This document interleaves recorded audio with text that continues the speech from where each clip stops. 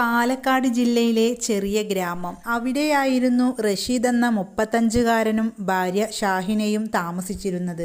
സ്നേഹത്തിൻ്റെയും വിശ്വാസത്തിൻ്റെയും അടിത്തറയിൽ തുടങ്ങിയ അവരുടെ ജീവിതം അവിടെയുള്ളവർക്കെല്ലാവർക്കും മാതൃകയായിരുന്നു. റഷീദും ഷാഹിനയും 2 വർഷം പ്രണയിച്ചു. പിന്നീട് രണ്ടുപേരുടെയും കുടുംബത്തിൻ്റെ സമ്മതത്തോടുകൂടി അവർ വിവാഹം കഴിച്ചു. അതിൽ പിന്നെ അവർക്കൊരു മകൻ ജനിച്ചു. റിഹാൻ എന്ന് പേരിട്ടു. റഷീദ് ഒരു സ്വകാര്യ കമ്പനിയിൽ ഡ്രൈവറായിരുന്നു. ഒരുപാട് ശമ്പളമൊന്നുമില്ലെങ്കിലും എന്നാലും അവൻ്റെ കുടുംബത്തെ സന്തോഷിപ്പിക്കാൻ അവനക്ക് കഴിഞ്ഞിരുന്നു. മാസാവസാനം ശമ്പളം കിട്ടുമ്പോൾ അവൻ്റെ ഉമ്മാക്കവൻ മരുന്ന് വാങ്ങിക്കൊടുക്കും. അതുപോലെ തന്നെ ഭാര്യ ഷാഹിനയുടെയും മകൻ്റെയും കാര്യങ്ങളെല്ലാം ചെയ്തു കൊടുക്കും. സ്വന്തം കാര്യം ചെയ്യാൻ അവൻ എപ്പോഴും മറന്നുപോകും. അവർക്കെല്ലാം ചെയ്തു കൊടുക്കുമ്പോൾ തന്നെ അവൻ്റെ മനസ്സ് നിറയും. നമുക്ക് വലിയ വീടൊന്നും വേണ്ട ഷാഹിന, ഇത് മതി, നമുക്ക് ഇങ്ങനെ കഴിഞ്ഞാൽ മതി എന്ന് എപ്പോഴും ഭാര്യ ഷാഹിനയോട് റഷീദ് പറയും. റഷീദിൻ്റെ എപ്പോഴുമുള്ള ഈ വാക്കുകൾ കേട്ട് ഷാഹിന ചിരിക്കും. എന്നിട്ട് പറയും, ഇക്ക, നിങ്ങൾ എൻ്റെ കൂടെയുണ്ടെങ്കിൽ എനിക്കൊന്നും വേണ്ട. അത് കേൾക്കുമ്പോൾ റഷീദിൻ്റെ മനസ്സിലും വല്ലാത്തൊരു സന്തോഷമായിരിക്കും. അങ്ങനെ സന്തോഷത്തിൻ്റെ നാളുകളും കടന്നുപോയി. പക്ഷേ ജീവിതം എപ്പോൾ വേണമെങ്കിലും മാറിമറിയാം എന്ന് ആർക്കും പറയാൻ കഴിയില്ല.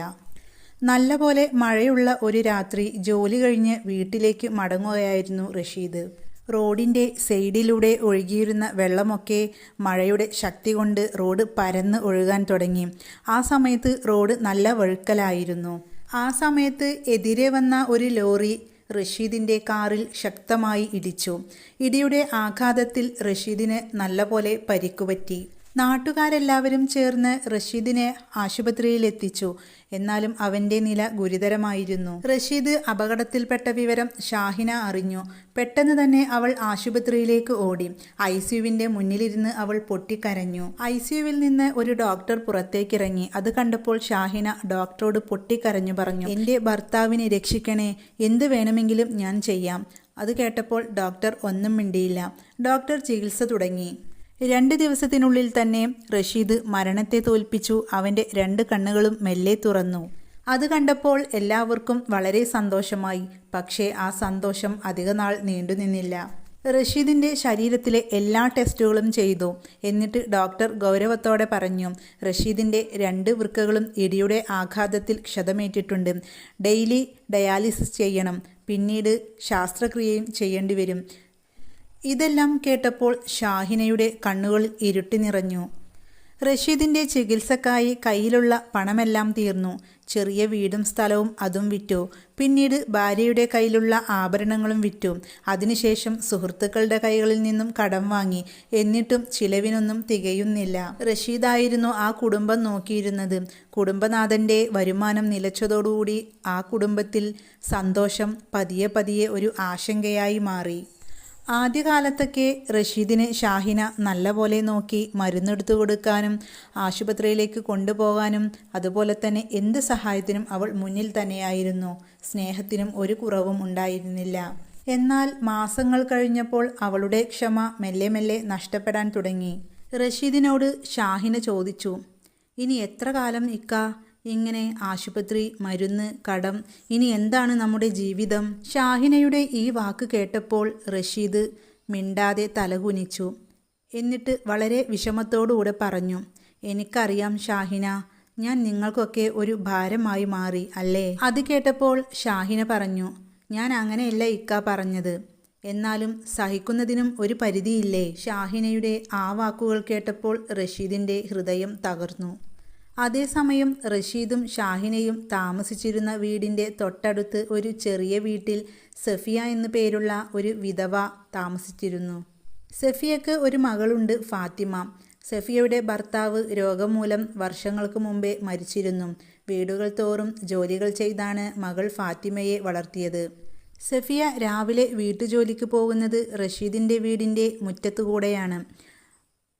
ജനലിൻ്റെ അരികിലൂടെ നോക്കുമ്പോൾ എപ്പോഴും റഷീദ് ഒറ്റക്കാണ് കിടക്കുന്നത് കാണാറ്. ഒരു ദിവസം സഫിയ ജോലിക്ക് പോകുമ്പോൾ ജനലിനരികിലൂടെ നോക്കുമ്പോൾ റഷീദ് ഒരു തുള്ളി വെള്ളമെടുക്കാൻ വേണ്ടി എഴുന്നേൽക്കാൻ കഷ്ടപ്പെടുന്നു. അത് കണ്ടപ്പോൾ സഫിയ വേഗം അകത്തേക്ക് കയറി വേഗം വെള്ളമെടുത്തു കൊടുത്തു. എന്നിട്ട് ചോദിച്ചു, ആരുമില്ലേ ഇവിടെ റഷീദേ?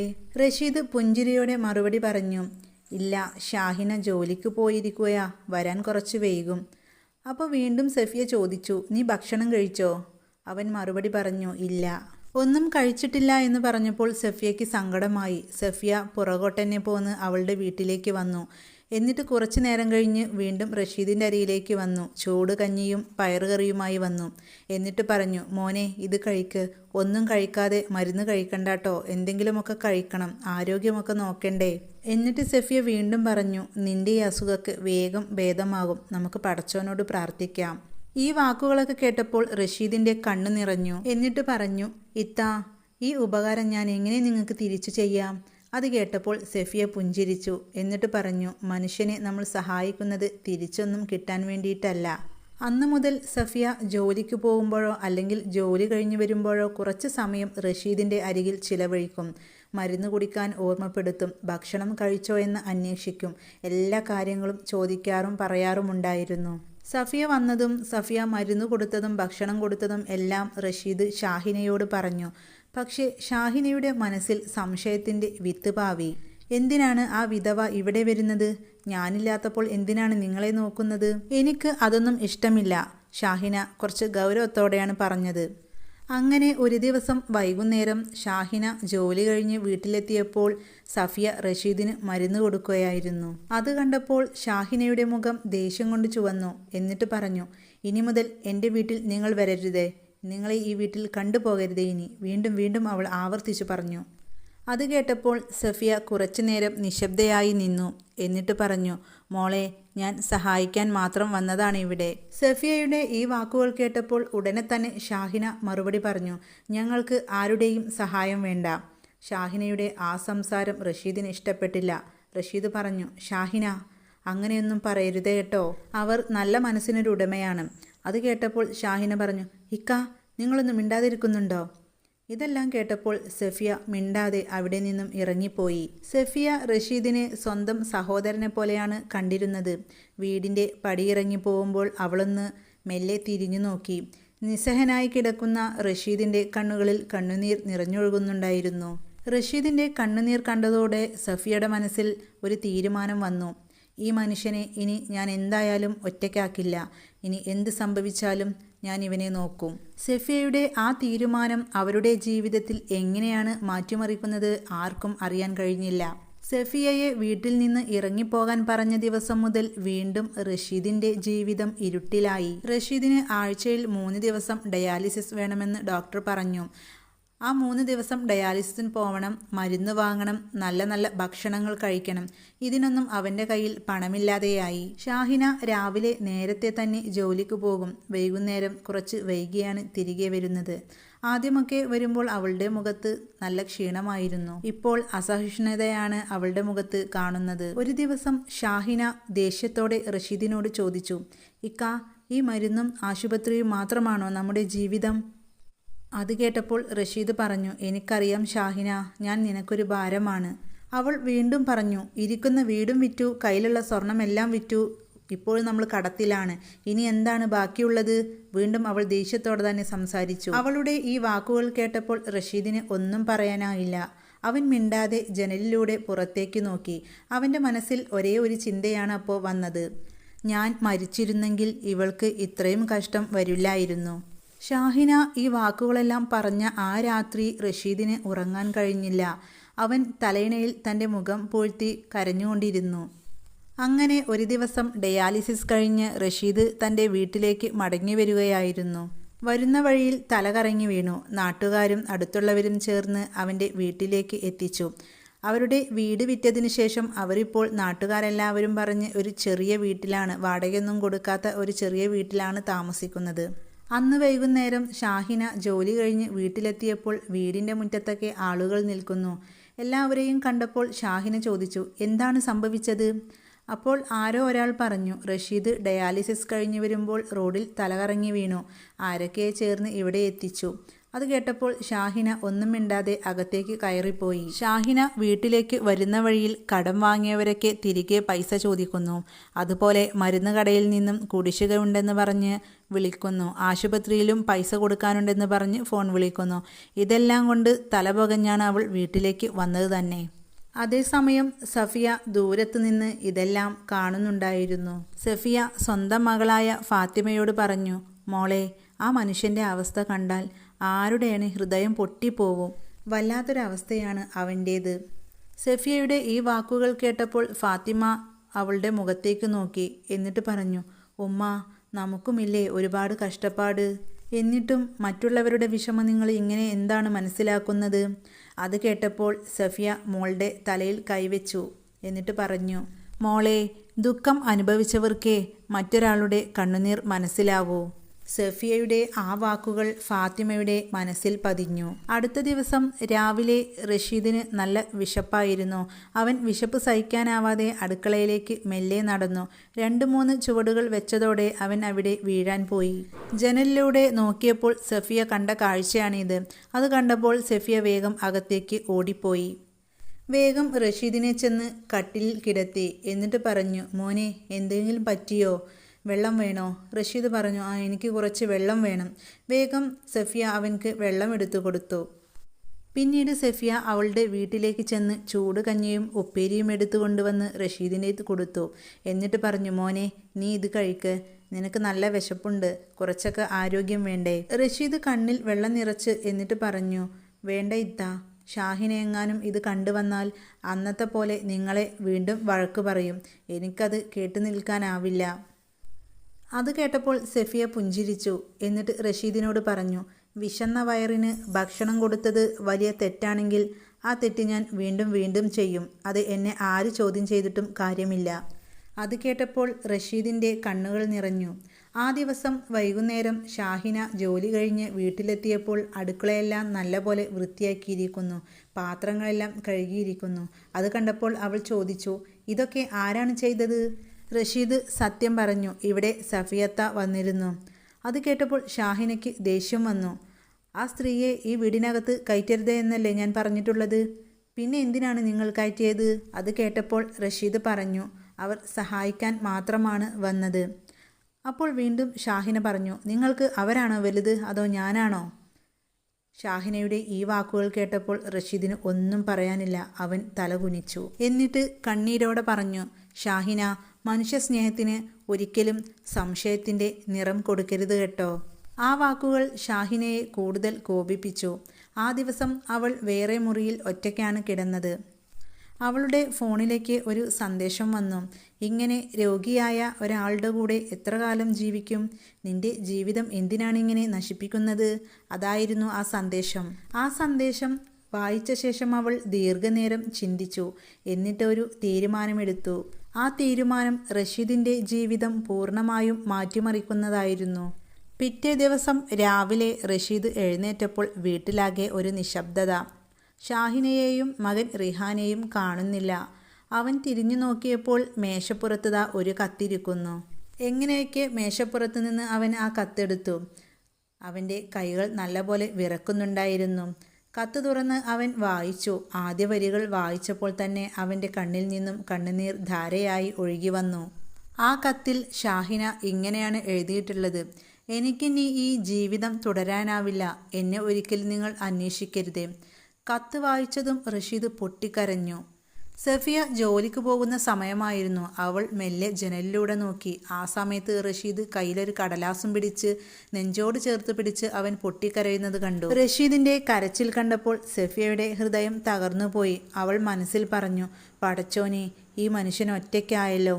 എന്തൊരു വിധിയാണ്. ഇനി ഏതായാലും ഞാൻ ഇയാളുടെ കൂടെ ഉണ്ടാവും. അത് സഫിയയുടെ ഒരു തീരുമാനമായിരുന്നു. ആ തീരുമാനം എല്ലാവരെയും ഞെട്ടിക്കുന്ന ഒന്നായിരുന്നു. ഷാഹിന ഉപേക്ഷിച്ചു പോയിട്ട് ആഴ്ച 3 വാതിലൊന്നും തുറക്കുന്നില്ല. അയൽവക്കക്കാർക്കൊക്കെ സംശയം തോന്നി. എന്നാൽ സഫിയയ്ക്ക് മാത്രം ഇത് അറിയാമായിരുന്നു. ഒരു ദിവസം സഫിയ ജോലിക്ക് പോകുമ്പോൾ റഷീദിൻ്റെ വീടിൻ്റെ വാതിൽ ചെറുതായിട്ടൊന്ന് തുറന്നിരുന്നു. അതിലൂടെ അകത്തേക്ക് നോക്കി. എന്നിട്ട് സഫിയ വിളിച്ചു, മോനെ റഷീദേ.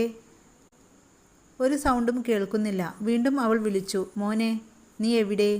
മറുപടിയൊന്നും കേൾക്കാത്തതുകൊണ്ട് സഫിയ പേടിച്ചു. എന്നിട്ട് അകത്തേക്ക് ഓടിക്കയറി. അകത്ത് ചെന്നപ്പോൾ സഫിയ കണ്ട കാഴ്ച ഞെട്ടിപ്പോയി. റഷീദ് അബോധാവസ്ഥയിലാണ്. 2 ദിവസമായി മരുന്ന് തീർന്നിട്ട്, അതുപോലെ തന്നെ ഭക്ഷണവും കഴിഞ്ഞിട്ട്. സഫിയ ചെറു ചെറു തിരക്കുകളും മകളുടെ പനിയും ചുമയും കാരണം റഷീദിൻ്റെ അരികിലേക്ക് വന്നിട്ടുണ്ടായിരുന്നില്ല. അതുകൊണ്ട് അവൾക്ക് ഇതൊന്നും അറിയാൻ കഴിഞ്ഞില്ല.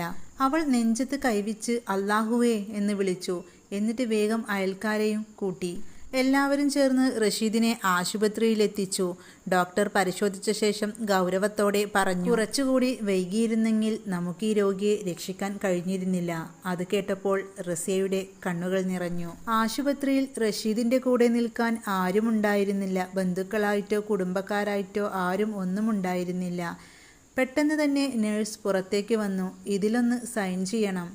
നേഴ്സിന്റെ കയ്യിൽ നിന്ന് സഫിയ ഫോം വാങ്ങി. അപ്പോൾ നേഴ്സ് ചോദിച്ചു, രോഗിയുടെ ആരാ നിങ്ങൾ? സഫിയ ഒന്നും മിണ്ടിയില്ല. വീണ്ടും ചോദിച്ചു, നിങ്ങൾ ആരാണ് റഷീദിൻ്റെ? അവൾ മെല്ലെ പറഞ്ഞു, ആരുമല്ല, ഇവൻക്ക് നോക്കാൻ ആരുമില്ല, ഞാനൊരു അയൽവാസിയാണ്. ആ മറുപടി കേട്ട് നേഴ്സ് പോലും ഒരു നിമിഷം നിശബ്ദയായി നിന്നു.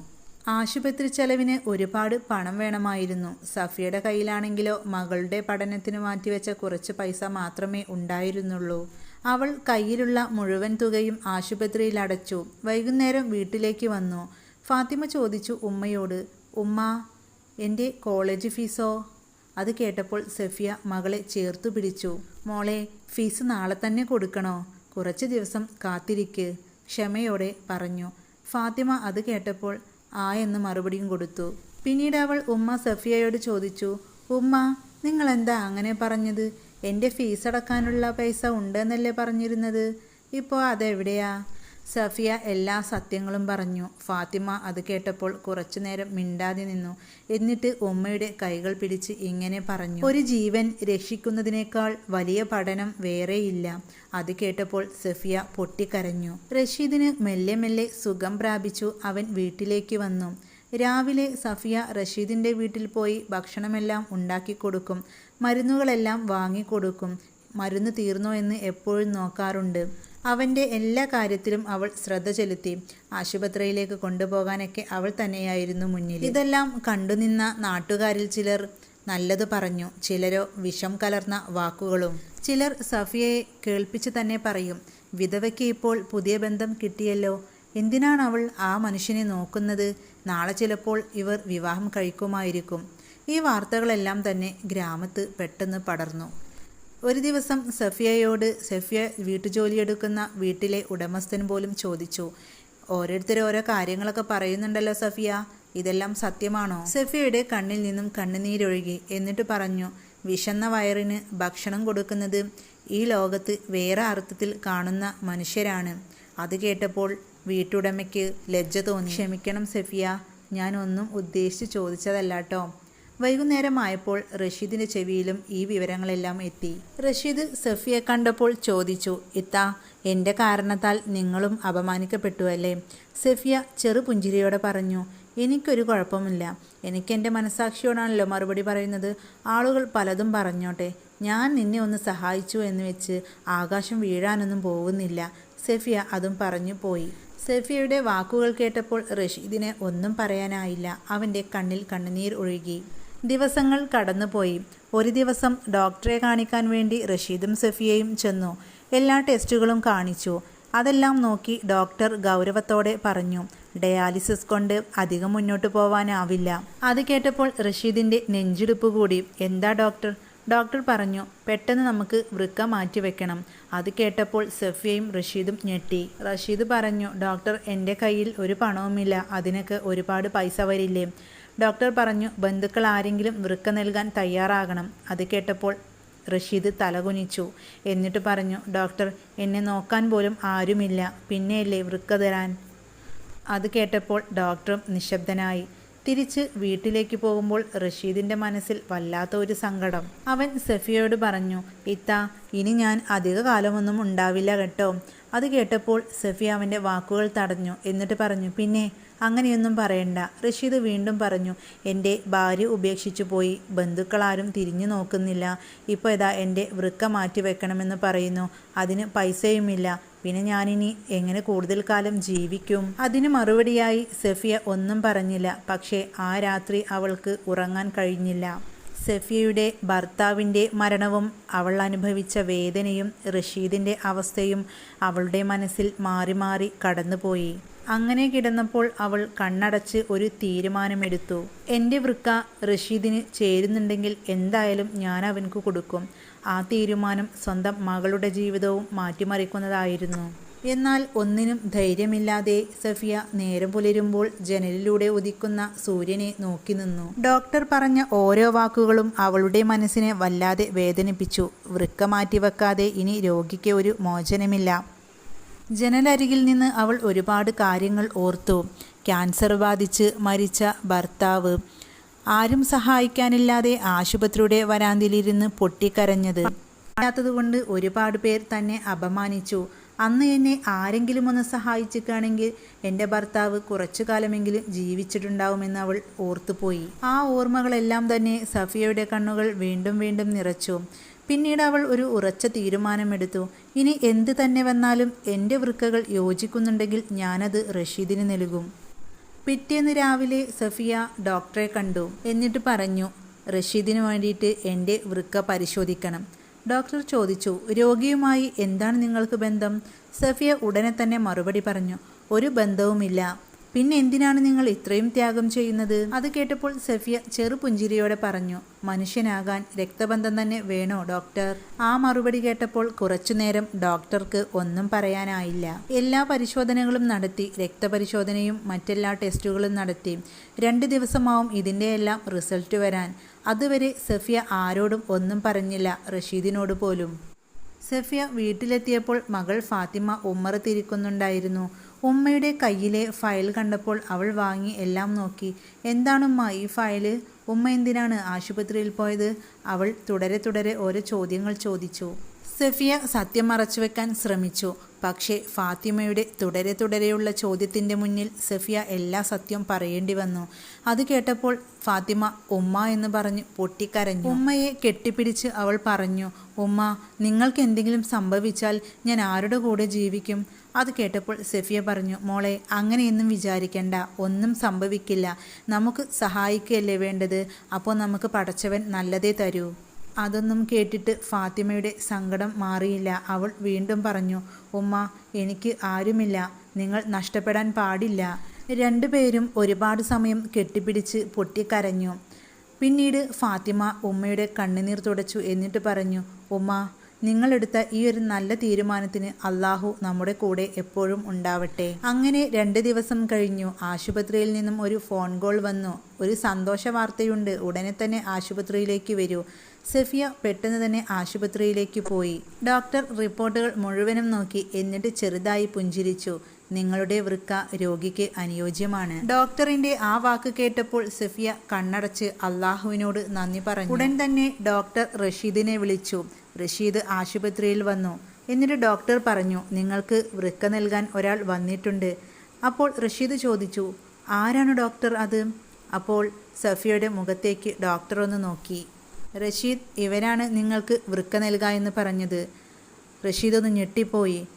വേണ്ട ഇത്ത, എന്താ ഇതൊക്കെ? കാലിൽ വീണ് പൊട്ടിക്കരഞ്ഞു. എന്നിട്ട് പറഞ്ഞു, എൻ്റെ കാരണത്താൽ നിങ്ങളുടെ ജീവിതം അപകടത്തിലാക്കരുതേ. അത് കേട്ടപ്പോൾ സഫിയ പറഞ്ഞു, ഒരു അപകടവുമില്ല മോനെ, നിന്റെ ജീവിതം രക്ഷിക്കാൻ കഴിഞ്ഞാൽ എനിക്ക് അത്രയും നല്ലത്. വീണ്ടും റഷീദ് പറഞ്ഞു, ഞാനിത് സമ്മതിക്കില്ല. സഫിയ പറഞ്ഞു, അങ്ങനെ പറയരുതേ മോനെ, നിനക്കും വേണ്ടേ നല്ലൊരു ജീവിതം, നീ നന്നായി ജീവിക്കണം. റഷീദിന്റെ കണ്ണുകൾ നിറഞ്ഞു. അവിടെ നിന്നിരുന്ന ഡോക്ടർമാരുടെയും നഴ്സുമാരുടെയും കണ്ണുകൾ നിറഞ്ഞു. അന്ന് വൈകുന്നേരത്തോടുകൂടി ഗ്രാമത്തിലെല്ലാം ഈ വാർത്ത പടർന്നു. സഫിയെ കുറ്റപ്പെടുത്തി പറഞ്ഞവർക്കെല്ലാം ലജ്ജ തോന്നി. പലരും പറഞ്ഞു, ഇത്രയും നല്ല മനസ്സുള്ള സ്ത്രീയെയാണോ നമ്മൾ മോശമാക്കി പറഞ്ഞത്? വളരെ തെറ്റായിപ്പോയി. എല്ലാവരും അവളെ പ്രശംസിക്കാൻ തുടങ്ങി. ഇതൊന്നും റസിയ കണ്ടു എന്ന് നടിച്ചില്ല. റസിയയ്ക്ക് ഒരേ ഒരു തീരുമാനം മാത്രമായിരുന്നു, റഷീദ് എങ്ങനെയെങ്കിലും രക്ഷപ്പെടണം. റഷീദ് സഫിയയോട് പറഞ്ഞു, ഇത്ത, എനിക്ക് നിങ്ങളോടൊരു കാര്യം പറയാനുണ്ട്. സഫിയ പറഞ്ഞു, എന്താ മോനെ? എന്താണെങ്കിലും പറഞ്ഞോളൂ. ഞാൻ ജീവിച്ചിരുന്നാൽ എൻ്റെ ഒരു ഉമ്മയെപ്പോലെ ഞാൻ എൻ്റെ ജീവിതകാലവും നിങ്ങളെ നോക്കും. അത് കേട്ടപ്പോൾ സഫിയ പറഞ്ഞു, മോനെ, നീ ഒന്ന് രക്ഷപ്പെടാദ്യം, എന്നിട്ടല്ലേ ബാക്കി കാര്യങ്ങൾ. എനിക്കൊന്നും വേണ്ട, നീ നന്നായി ജീവിച്ചാൽ മാത്രം മതിയെന്ന് പറഞ്ഞു. റഷീദിന് 1-2 ടെസ്റ്റുകൾ വേണമെന്ന് ഡോക്ടർ പറഞ്ഞിരുന്നു. ടെസ്റ്റ് ചെയ്യാൻ വേണ്ടി സഫിയയും കൂടെ പോയിരുന്നു. 2 പേരും വരാന്തയിൽ ഇരിക്കുകയായിരുന്നു. ആ സമയത്ത് വരാന്തയുടെ മുന്നിൽ ഒരു കാർ വന്നു നിന്നു. അതിൽ നിന്നും ഒരാൾ ഇറങ്ങി. അയാളെ കണ്ടപാടെ റഷീദിൻ്റെ മുഖം വിളറി. അത് വേറെ ആരുമായിരുന്നില്ല, ഷാഹിനയായിരുന്നു. അവൾ ഒറ്റയ്ക്കായിരുന്നില്ല, അവളുടെ കൂടെ വേറൊരാളും ഉണ്ടായിരുന്നു. ഷാഹിനയുടെ മുഖത്ത് കുറ്റബോധവും ഭയവും ഉണ്ടായിരുന്നു. ഒരു മധ്യവയസ്കൻ അവളുടെ കൂടെ ഉണ്ടായിരുന്നു. റഷീദ് കുറച്ചു നേരം നോക്കി നിന്നു. എന്നിട്ട് മുഖം തിരിച്ചു. എന്നിട്ട് പറഞ്ഞു, ഇത്ത, എനിക്ക് അവരെ കാണണ്ട. അപ്പോൾ സഫിയ പറഞ്ഞു, മോനെ, ചിലർ നമ്മുടെ ജീവിതത്തിലേക്ക് വരുന്നത് നമ്മളെ മുറിവേൽപ്പിക്കാനാണ്. ഷാഹിന പതുക്കെ റഷീദിൻ്റെ അരികിലേക്ക് വന്നു. എന്നിട്ട് മെല്ലെ വിളിച്ചു, റഷീദ്. റഷീദ് തിരിഞ്ഞു നോക്കിയില്ല. വീണ്ടും ഷാഹിന റഷീദിനെ വിളിച്ചു. പക്ഷെ നിശബ്ദയായി നിന്നു റഷീദ്. പിന്നീട് അവൾ പറഞ്ഞു, എന്നോട് ക്ഷമിക്കണം. അത് കേട്ടപ്പോൾ റഷീദ് മെല്ലെ തിരിഞ്ഞു നോക്കി. എന്നിട്ട് പറഞ്ഞു, രോഗിയായ ഭർത്താവിനെ ഇട്ടിട്ട് പോയതിനോ അതോ മരണത്തിന് വിട്ടിട്ട് പോയതിനാണോ നിന്നോട് ഞാൻ ക്ഷമിക്കേണ്ടത്? റഷീദിൻ്റെ ആ വാക്കുകൾ ഷാഹിനയുടെ ഹൃദയത്തിൽ കുത്തിക്കയറി. ഷാഹിന പൊട്ടിക്കരഞ്ഞു. എന്നിട്ട് റഷീദിനോട് പറഞ്ഞു, ഞാൻ വലിയ തെറ്റാണ് ചെയ്തത്. മറ്റൊരാളുടെ വാക്ക് കേട്ടാണ് ഞാൻ ഇതെല്ലാം ചെയ്തത്. ഇപ്പോൾ അയാളും എന്നെ ചതിച്ചുപോയി.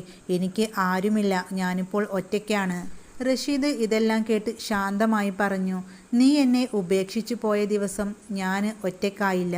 അള്ളാഹു എനിക്ക് നല്ലൊരു മനുഷ്യനെ അയച്ചു തന്നു. അവൻ മെല്ലെ സഫിയയെ നോക്കി. എന്നിട്ട് പറഞ്ഞു, ഇത്ത, എനിക്ക് ലഭിച്ച ഏറ്റവും വലിയ അനുഗ്രഹമാണ് നിങ്ങൾ. അത് കേട്ടപ്പോൾ ഷാഹിന സഫിയയെ നോക്കി. അവിടെ നിന്നിരുന്ന നേഴ്സ് ഷാഹിനയോട് പറഞ്ഞു, റഷീദിന് വൃക്ക നൽകാൻ പോകുന്ന ആളാണ്. അത് കേട്ടപ്പോൾ ഷാഹിന, എന്ത്?